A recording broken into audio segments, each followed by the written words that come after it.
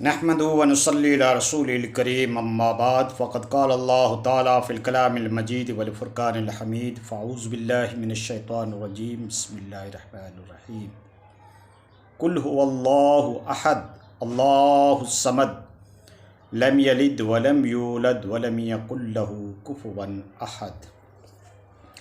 محترم ناظرین اور معزز سامعین کرام،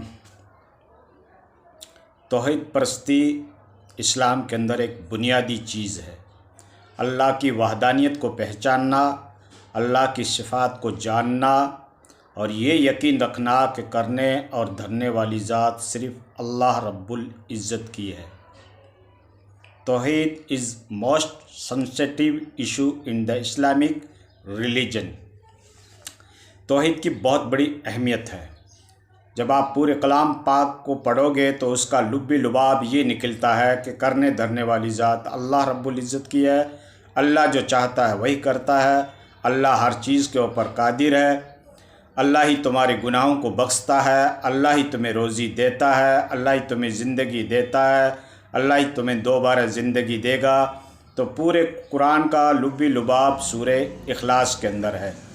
اس لیے تو حدیث کے اندر ارشاد فرمایا گیا ہے کہ انسان اگر سورہ اخلاص اگر ایک بار پڑھ لیتا ہے تو اس کو تہائی قرآن پڑھنے کا ثواب ملتا ہے، کیونکہ ان کے اندر توحید کا ذکر ہے، اللہ کی وحدانیت کا ذکر ہے کہ بے شک اللہ کی ذات تنہا ہے، وہ بے نیاز ہے، نہ تو اس نے کسی کو جنا نہ وہ کسی سے جنا گیا، نہ ہی اس کا کوئی شریک ہے، نہ اس کا کوئی ساجی ہے، نہ اس کا کوئی سپورٹر ہے، نہ اسے کوئی نیگوشیشن کرنے کی ضرورت ہے، نہ کسی سے مشورہ لینے کی ضرورت ہے۔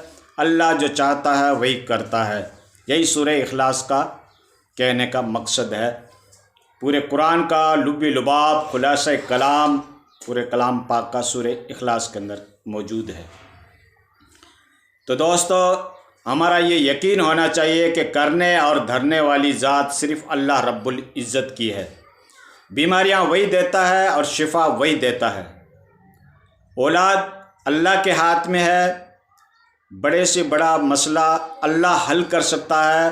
ہماری پرابلم، ہماری سمسیائیں، ہمارے کمپلیکیٹڈ ایشوز، ہمارے مشکل ترین حالات اللہ ہی سولو کر سکتا ہے۔ اللہ ہی اس کا حل نکال سکتا ہے۔ اللہ ہی کرنے والی ذات ہے۔ اللہ ہر چیز کے اوپر قادر ہے۔ اللہ نے جب انسان کو بنایا تو انسان کی کمزوریوں سے بھی واقف ہے، ان کی عادتوں سے بھی واقف ہے، ان کے اخلاق سے بھی واقف ہے، لیکن انسان کا یہ کرتویہ ہے، اس کی رسپانسبلٹی، اس کا فرض یہ ہے کہ وہ اللہ کو یاد کرے۔ غائب میں کس کو یاد کیا جاتا ہے؟ اللہ کو یاد کیا جاتا ہے۔ سارے بشر جو ولایت کے درجے کے اوپر فائز ہیں، یا کتب و ابدال ہیں، یا ولی غوث ہیں، یا صحابی ہیں، یا پھر رسول کیوں نہ ہو، لیکن ہم اس سے مدد طلب نہیں کر سکتے، کیونکہ سارے بشر جو ہیں، سارے جو انسان ہیں، اللہ کے جو نیک بندے ہیں، اللہ کے جو حبیب ہیں، اللہ کے جو مقرب ہیں، اللہ کے جو ولی ہیں، اللہ کے جو صدیق ہیں، اللہ کے جو خلیل ہیں، وہ سب اللہ کے محتاج ہیں۔ محتاج کس کے؟ اللہ کے ہیں۔ بشر جو بھی ہے وہ اللہ کا محتاج ہے، تو تمہاری پریشانی دور نہیں کر سکتا۔ ہاں، یہ بات اور ہے کہ ہم اس کا وسیلہ طلب کریں، ہم اللہ کو ان کا وسیلہ دیں، ان کے ذریعے سے دعا مانگیں، تو ضرور ہے ایک اس کا اجازت دی جا سکتی ہے، کیونکہ اللہ کے مقرب بندے ہیں، اللہ ان کی زیادہ سنتا ہے۔ مقربہ را بود بیش حیرانی۔ لیکن ڈائریکٹ ہم کسی شخص سے نہیں مانگ سکتے، ڈائریکٹ ہم کسی مزار، کسی ولی، کسی کتب، کسی ابدال سے ہم ڈائریکٹ نہیں مانگ سکتے کہ تو میری حاجت کو پورا کر دے، تو مجھے اولاد دے دے، تو فلاں میرا کام بنا دے۔ مختار کل اللہ کی ذات، مشکل کشا اللہ کی ذات۔ ہاں، اللہ کے محبوب بندے بہت ہوئے اور ہیں، لیکن وہ اللہ کے محتاج ہیں، ٹھیک ہے نا؟ ہاں، ڈائریکٹ ہم اس سے مدد طلب نہیں کر سکتے کہ آپ میرے یہ مسئلہ حل کر دو، یہ سمادھان نکال دو میرے ایشو کا۔ کرنے دھرنے والی اللہ کی ذات ہے۔ فعال لما یرید، اللہ جو چاہتا ہے وہی کرتا ہے۔ ان اللہ علی کل شیء قدیر، اللہ کی ذات ہر شے کے اوپر قادر ہے۔ جب ہم کسی دوسرے کو مختار کل مان لیں گے، اللہ کی صفت میں شامل کر دیں گے، تو یہ شرک کہلائے گا۔ شرک کہتے ہیں جس طریقے سے ہم اللہ کی بندگی کرتے ہیں، اللہ سے جو ہم دعا طلب کرتے ہیں، ٹھیک ہم دوسرے سے بھی یہ مدد طلب کریں تو اللہ کی صفات میں ہم نے سمجھو اس کو شامل کر دیا، اللہ کے برابر اس کو کھڑا کر دیا، اور یہی شرک کہلائے گا۔ ٹھیک ہے نا؟ ہاں، اللہ کی جتنی بھی صفات ہے، روزی کون دیتا ہے؟ اللہ دیتا ہے۔ غربت کون دیتا ہے؟ محتاجی کون دیتا ہے؟ بیماریاں کون دیتا ہے؟ مشکل کون حل کرتا ہے؟ مارتا کون ہے؟ جلاتا کون ہے؟ زندہ کون کرتا ہے؟ تمہارے بڑے سے بڑے معاملات کو حل کرنے والی کس کی ذات ہے؟ اللہ کی ہے۔ جواب ایک ہی ہے، اللہ کی ہے۔ اللہ سے مانگو۔ تو دوستو، شرک جو ہے ایک سینسٹیو ایشو ہے، بہت ہی ایک اہمیت بھرا ایک ایشو ہے مذہب اسلام کے اندر۔ ان اللہ لا یغفر ان یشرک بہ یغفر ما دون ذلک۔ قرآن کے اندر اس طرح کی آیت ہے کہ اللہ تعالیٰ شرک کرنے والے کی کبھی بخشش نہیں کرے گا، اور اس کے علاوہ جس کی چاہے اس کی بخشش کر سکتا ہے۔ تم نے بڑے سے بڑے گناہ کر رکھے ہیں، گناہوں کا انبار کھڑا کر رکھا ہے، گناہوں کا ایک امپیریلزم کھڑا کر رکھا ہے۔ زمین آسمان کے بیچ میں اگر تمہارے گناہ سما نہیں سکتے ہو، پھر بھی اللہ کی رحمت سے نا امید مت بنو، اللہ رب العزت اس کو بخش سکتا ہے۔ لیکن اگر آپ نے شرک کیا، اللہ کے ساتھ کسی کو شریک ٹھہرا دیا، اللہ کو چھوڑ کر کسی سے مدد طلب کی، اللہ کو چھوڑ کر کسی کے سامنے سجدہ کیا، اللہ کو چھوڑ کر کسی کے آگے ہاتھ جوڑا، اللہ اس کو معاف نہیں کرے گا۔ ان اللہ لا یخلف المیعاد، اللہ اپنے وعدے کے خلاف ورزی نہیں کرتا۔ اللہ کا وعدہ ہے، اللہ کا ڈیسیجن ہے۔ دنیا کی کورٹوں کے فیصلے بدل سکتے ہیں، اس کے ورڈکٹ چینج کیے جا سکتے ہیں، لیکن اللہ نے کہہ دیا وہ کہہ دیا۔ اللہ اپنے وعدے کے خلاف نہیں کرتا۔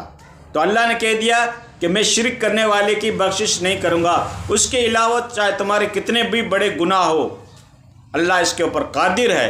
اللہ اگر چاہے تو تمہاری خطاؤں کو معاف کر سکتا ہے۔ تم نے احکام خداوندی توڑ رکھے ہیں، تم نے بڑے بڑے گناہ کر رکھے ہیں، فرائض کو چھوڑ رکھا ہے، تمہاری کوئی ایک نیکی اللہ کو پسند آ گئی، کوئی اعمال تم نے ایسا پسندیدہ، ایسا محمود، ایسا اچھا کام اخلاص کے ساتھ کر رکھا ہے، اللہ اگر چاہے تو اس ایک عمل کی وجہ سے تمہاری بخشش کر سکتا ہے۔ اللہ کو رائے کرنے کی ضرورت نہیں، اللہ کو کسی سے مشورہ لینے کی ضرورت نہیں، اللہ کو کسی کو پوچھنے کی ضرورت نہیں، وہ تمہیں معاف کر سکتا ہے۔ لیکن اگر تم نے کوئی شرک کر لیا تو اللہ تعالیٰ اس کی بخشش نہیں کرے گا۔ قرآن کا وعدہ ہے، کان کھول کے سن لو، قرآن کا وعدہ ہے، اللہ کا وعدہ ہے کہ میں شرک کرنے والے کی بخشش نہیں کروں گا۔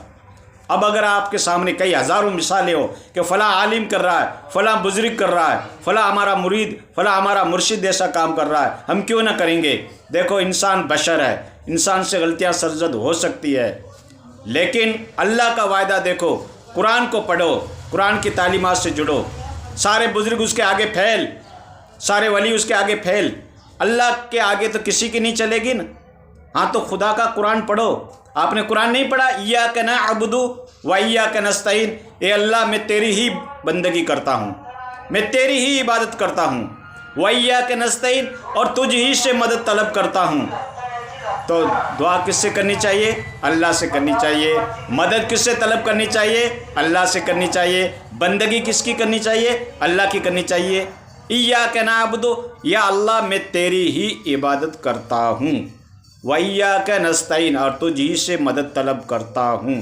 تجھ ہی سے، بھی نہیں، ہی پہ زور لگاؤ، بہت زور لگاؤ، غور کرو، زور لگاؤ، ہی، تب تمہارے سمجھ میں آئے گا کہ بے شک مدد اللہ سے طلب کرنی چاہیے، اللہ کے علاوہ کسی کے آگے ہاتھ نہیں جوڑنا چاہیے، مدد کے لیے غائب میں نہیں پکارنا چاہیے، کوئی کتنا بڑا انسان کیوں نہ ہو، کتنا بڑا قطب و ولی کیوں نہ ہو، لیکن غائب میں ہم اللہ کو پکاریں گے۔ ہاں، ہمارے سامنے اگر کوئی ہے تو ہم اس سے یہ ریکویسٹ کر سکتے ہیں کہ تم اللہ کے محبوب ہو، اللہ سے دعا کرو۔ ڈائریکٹ کوئی بھی اس کا متحمل نہیں ہے، ڈائریکٹ کوئی بھی مختار کل نہیں ہے، ڈائریکٹ کسی کے پاس ایسا پاور نہیں ہے کہ تمہاری بیماری کو دور کر سکے یا تمہاری حاجت کو پورا کر سکے۔ ہاں، اللہ سے دعا کرا کے تمہارے مسئلے کو حل کرا سکتا ہے۔ مقربارہ بود بے شرانی، جو اللہ کے نزدیک جتنا جاتا ہے، جو اللہ کا ولی بنتا ہے، ولی اللہ یعنی اللہ کا دوست، مقربارہ بود بے شرانی، اس کو کئی کٹھن امتحانات سے گزرنا پڑتا ہے، تارک دنیا بننا پڑتا ہے، زاہد دنیا بننا پڑتا ہے، چھوٹے چھوٹے گناہوں سے اجتناب کرنا پڑتا ہے، چھوٹی چھوٹی برائیوں کو اپنی زندگی میں سے ہٹانا پڑتا ہے، اور خدا کے حضور میں ذکر اللہ کرنا پڑتا ہے، خدا کی محبت میں ڈوب جانا پڑتا ہے۔ اللہ کی محبت میں وہ بندہ مستغرق ہو جاتا ہے، ڈوب جاتا ہے، تارک دنیا بن جاتا ہے، تطہیری قلب حاصل کر لیتا ہے، اپنے نفس کے اوپر کنٹرول کر لیتا ہے، اپنی زندگی کو اللہ کے حوالے کر دیتا ہے، تو وہی ولی کہلاتا ہے۔ ٹھیک ہے دوستو، ولایت کی یہی تعریف ہے۔ تارک دنیا کو بالکل اس نے چھوڑ دیا، تو وہ اللہ کا نگاہ میں ولی کہلاتا ہے۔ اور ولی سے تو کرامتیں ہو سکتی ہے، ولی کی دعا اللہ جلدی قبول کرتا ہے، کیونکہ اللہ کی خاطر انہوں نے اتنی تکلیفیں اٹھا رکھی ہے، اتنا زہد، اتنا عبادت، اتنا تقوی، اتنی پرہیزگاری اس نے کر رکھی ہے، تو اللہ کا وہ نیک بندہ بن گیا۔ تو یہ زہد اور تقوی آپ بھی اختیار کر سکتے ہو، ٹھیک ہے نا۔ ولایت کسبی ہوتی ہے، ولایت کوئی عطائی نہیں ہوتی ہے، کوئی منتخب اللہ کی طرف سے بندہ نہیں ہوتا، منتخب صرف نبی ہوتا ہے جو اللہ کی طرف سے سلیکٹ کیا جاتا ہے۔ اللہ ہمارے میں سے کسی نبی کو سلیکٹ کر دیتے ہیں، منتخب کر دیتے ہیں، وہ نبی کہلاتا ہے۔ ولایت کے درجے کو تو کوئی بھی آدمی حاصل کر سکتا ہے، تارک دنیا بن کر اور اللہ کے یہاں ریاضت کر کے، بندگی کر کے، عبادت کر کے، اللہ کی نظر کرم اس کے اوپر ہو جائے، اس کا لطف ہو جائے، اس کی عنایت ہو جائے، اور انسان جب اللہ کے راہ میں بالکل فانی فلا ہو جائے، اللہ کی محبت میں مستغرق ہو جائے، تو اللہ کا نیک بندہ کہلا سکتا ہے۔ پہلے تو کرے کوئی کمال پیدا، ہجوم بلبل ہوا چمن میں جو کیا گل نے پیدا، کمی نہیں قدرداں کی کرے تو اکبر کوئی کمال پیدا۔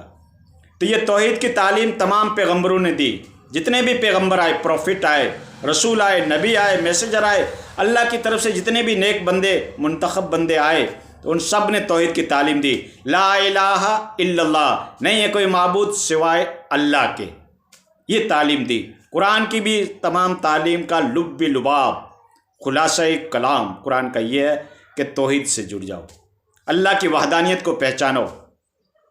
اللہ تنہ تنہا ہے، وہی کرتا دھرتا ہے، وہی انسان کو مارتا ہے، وہی زندگی دیتا ہے، وہی تمہارے کام کو بناتا ہے۔